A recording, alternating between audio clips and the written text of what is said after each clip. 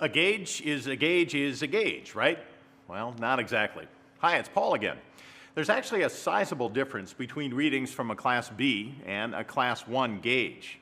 Pressure gauges are classified as either analog or digital and are rated by their precision as it relates to the scale of the gauge.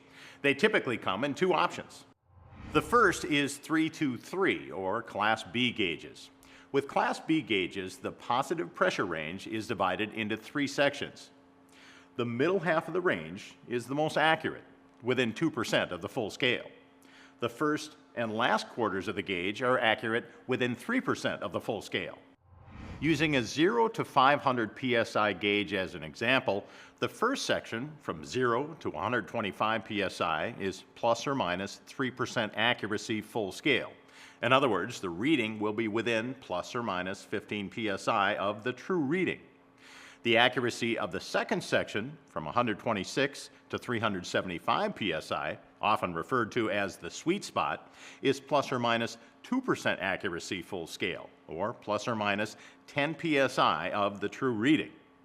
The third section from 376 to 500 psi is again plus or minus 3% accuracy, or plus or minus 15 psi of the true reading. The second option is 1%, or Class 1 gauges. With Class 1 gauges, there's a single pressure range, and accuracy is 1% of the full scale within the positive range. Using a similar 0 to 500 psi gauge as an example, the accuracy is plus or minus 1%, or plus or minus 5 psi, regardless of where you are on the scale.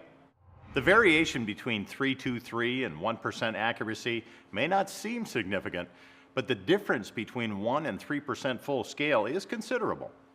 For example, if you're working with an 800 psi gauge, a 323 gauge can be off by plus or minus 24 psi of the true reading, whereas a 1% gauge can be off by plus or minus 8 psi of the true reading. For the highest accuracy, choose a Class 1 or digital gauge with 1% accuracy or better.